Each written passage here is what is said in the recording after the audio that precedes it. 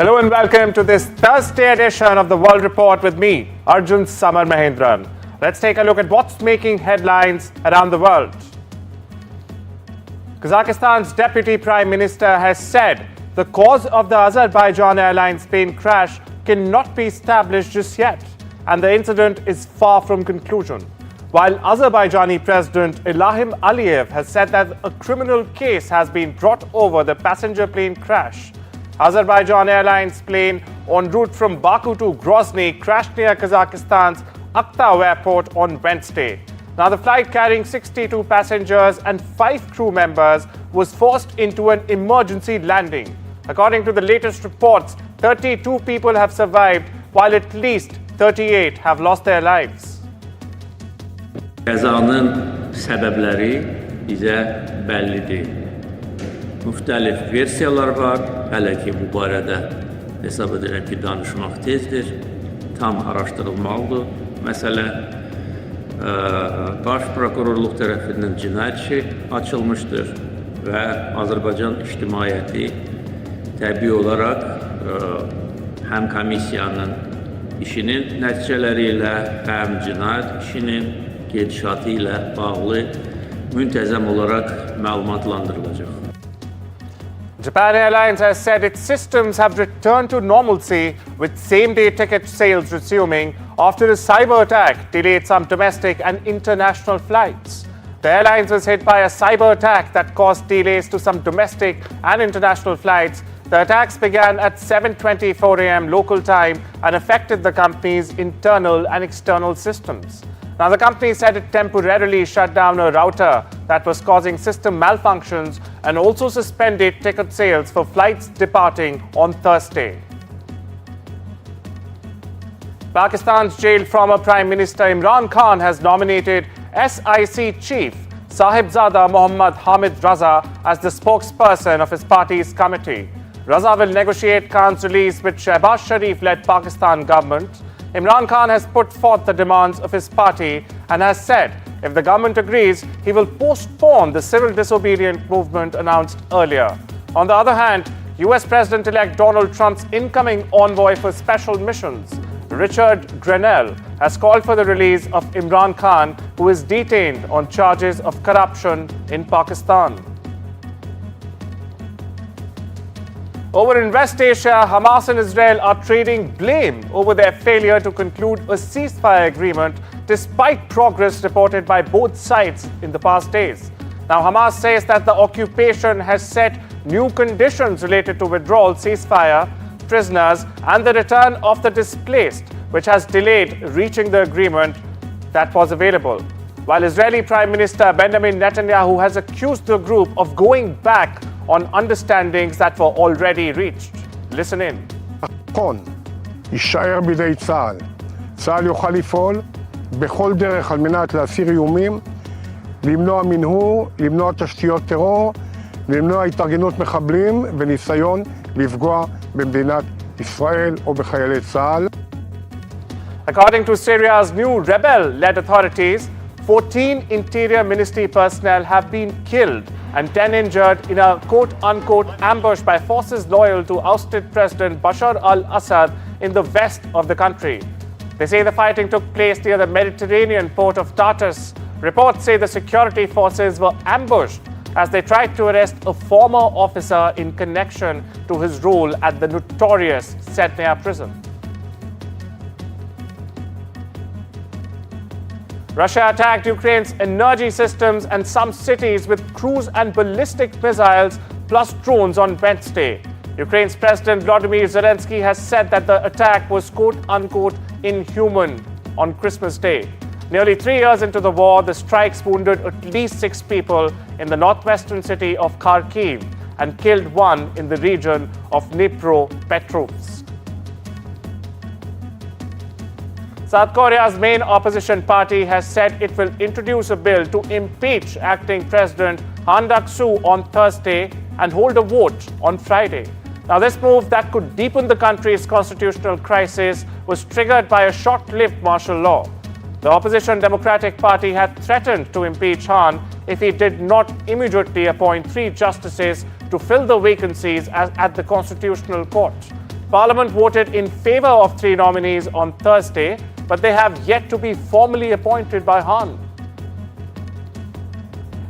Lawyers for South Korea's former defense minister Kim Jong-hyun have said that the emergency martial law was declared to sound the alarm against the parliament. The lawyers read Kim's statement, which criticized the main opposition party for quote-unquote paralyzing government affairs. This by passing impeachment motions against officials cutting the budget.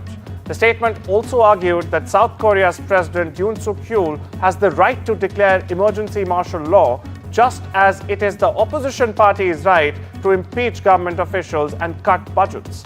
Listen in. 국회를 이용한 정치 폐악질에 대하여 경종을 울리기 위함입니다.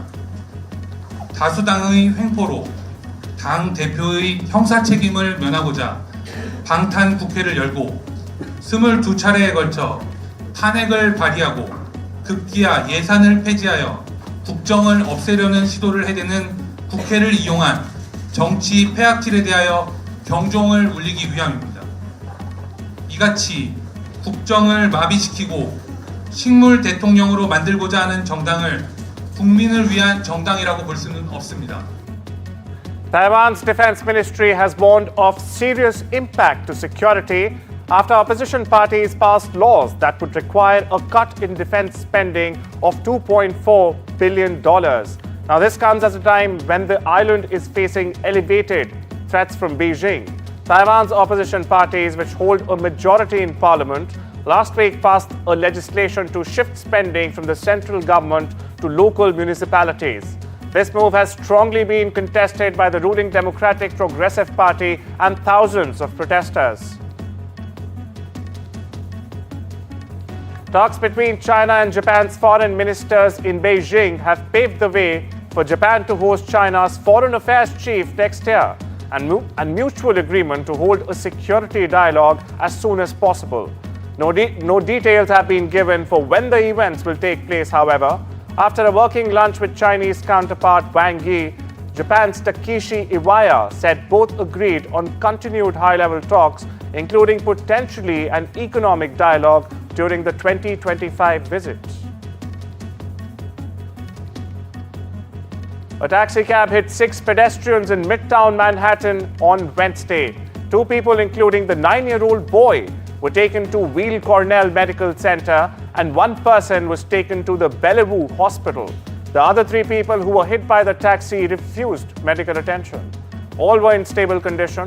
A New York Police Department spokesperson said the taxi driver may have suffered a medical episode, but the investigation is yet to confirm the same.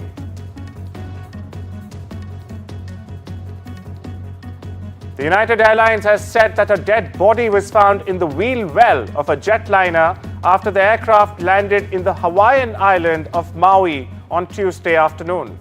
The body was discovered in one of the compartments that houses the airplane's landing gear when United Flight 202 from Chicago's O'Hare International Airport landed at the Kalului Airport. No further details about the deceased person have been provided.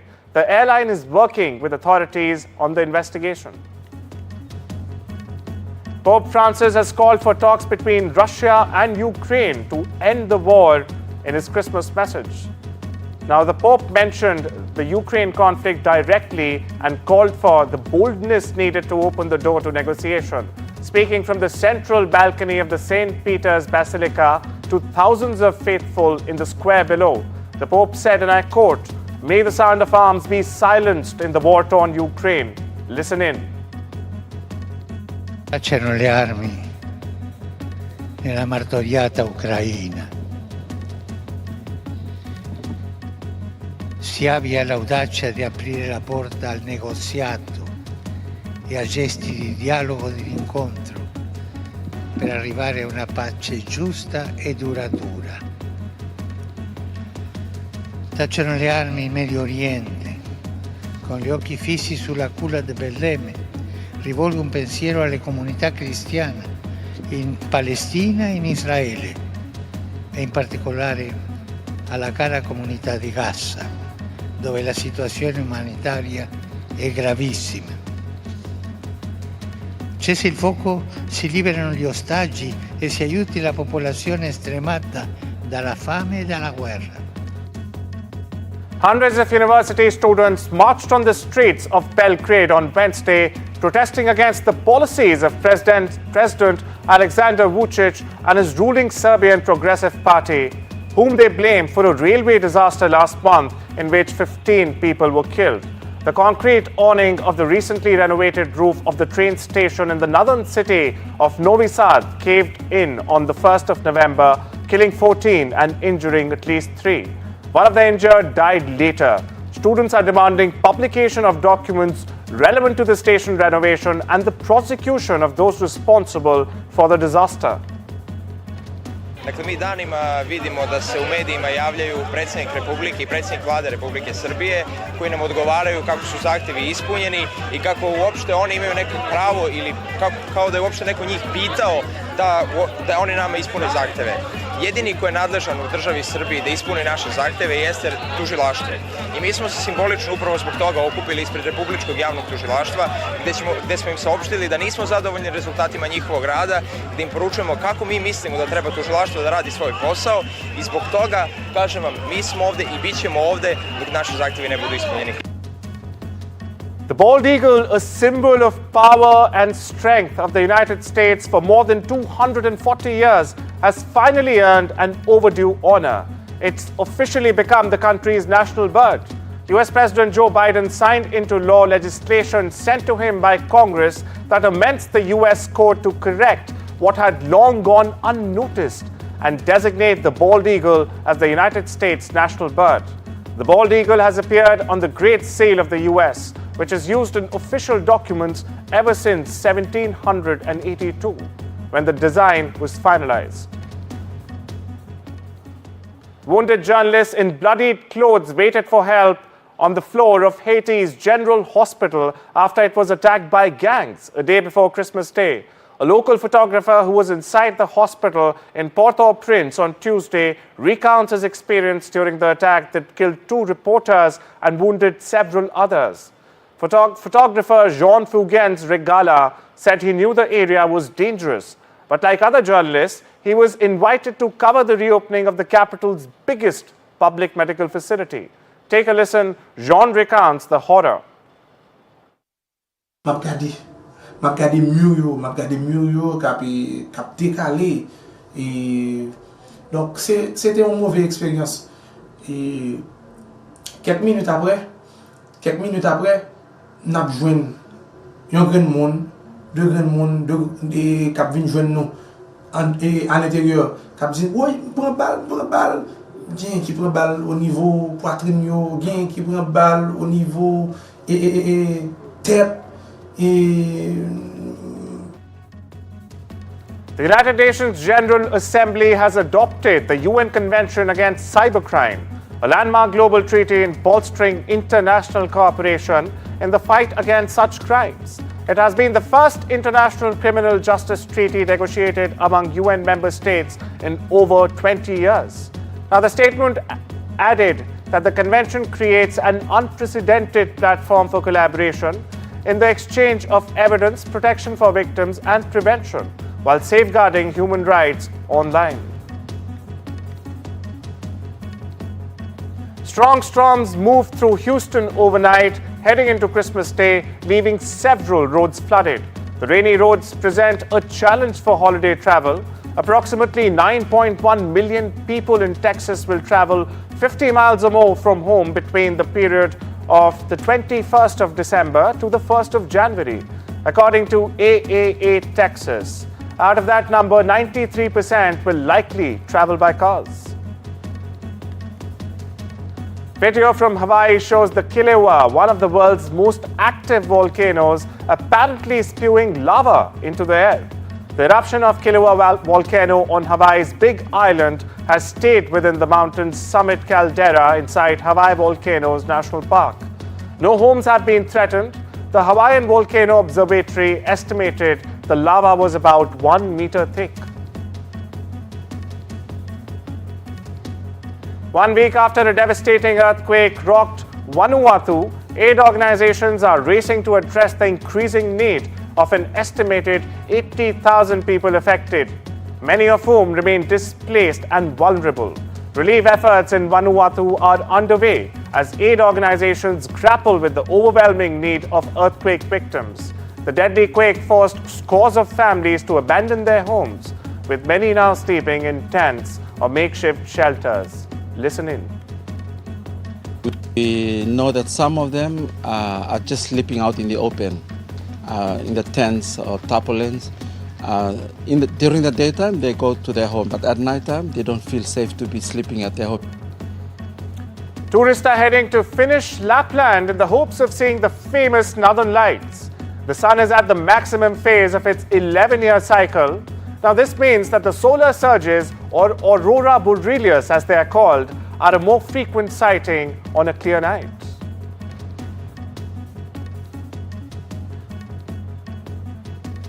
It's time we slip into a short break. I'll see you on the other side.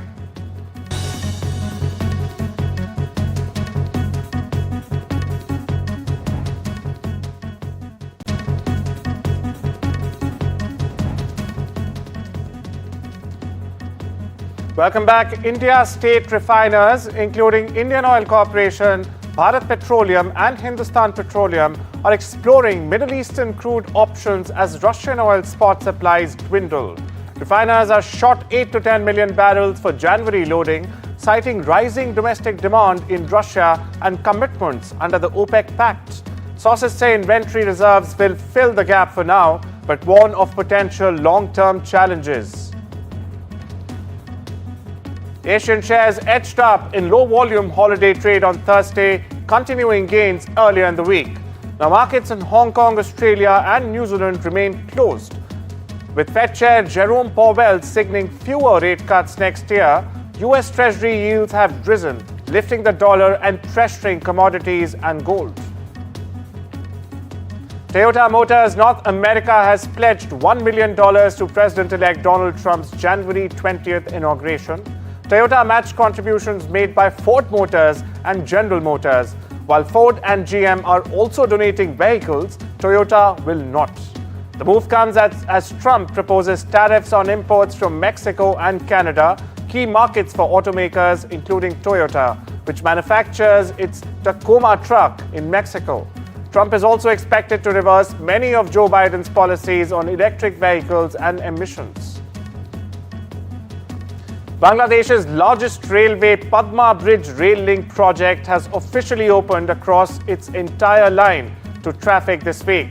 It is one of the significant projects under the China-proposed Belt and Road Initiative in the country and was built by the China Railway Group Limited and funded by the Export-Import Bank of China.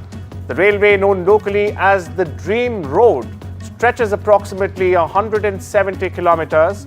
Following its opening, travel time between capital Dhaka and the southwestern city of Jashore will be reduced from the original 10 hours to just 3 hours.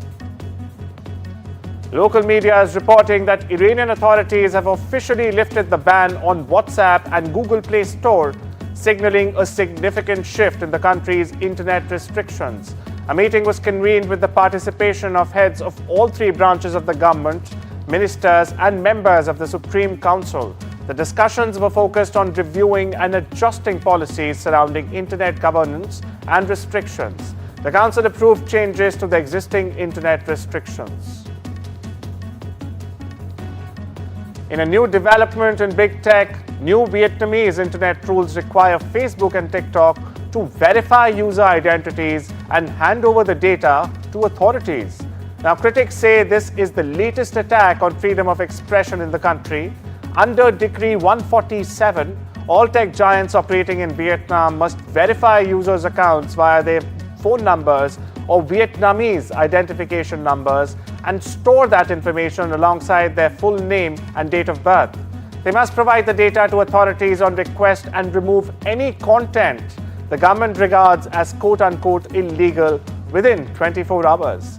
The new rules came into force on Wednesday.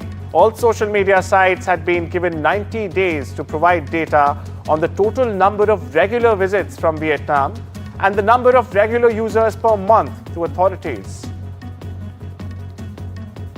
India's cricketing sensation Virat Kohli has been fined 20% of his match fee. This after he was seen shouldering a 19-year-old Australian batter, Sam Constas, on the opening morning of the fourth test of the ongoing Border Gavaskar Trophy in Australia. Now, the incident occurred after the 10th over of the morning when Kohli and Constas bumped shoulders while moving across the pitch between overs, which led to a war of words and heated exchange between the two cricketers. Matteo Berrettini is happy to be making a healthy return to Australia as the Italian prepares to open his season at the Brisbane International.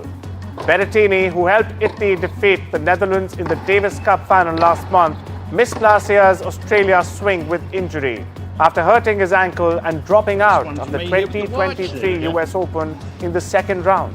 The former world number 6 was forced to withdraw from the Australian Open with a right foot injury. I mean, hopefully it's going to be a long season full of tournaments and matches. As I said, last year I missed the Aussie swing and I started the season in March. So I'm really glad and feel, proud of myself that I worked really hard to come back and that the ranking situation is completely different. So, I worked really hard to come back here and be at my best. It's not easy to set goals, because you never know what to expect. Top record producer Richard Perry died at a Los Angeles hospital after suffering a cardiac arrest Tuesday. Perry was 82 years old and a recipient of Grammy's Trustee Award in 2015.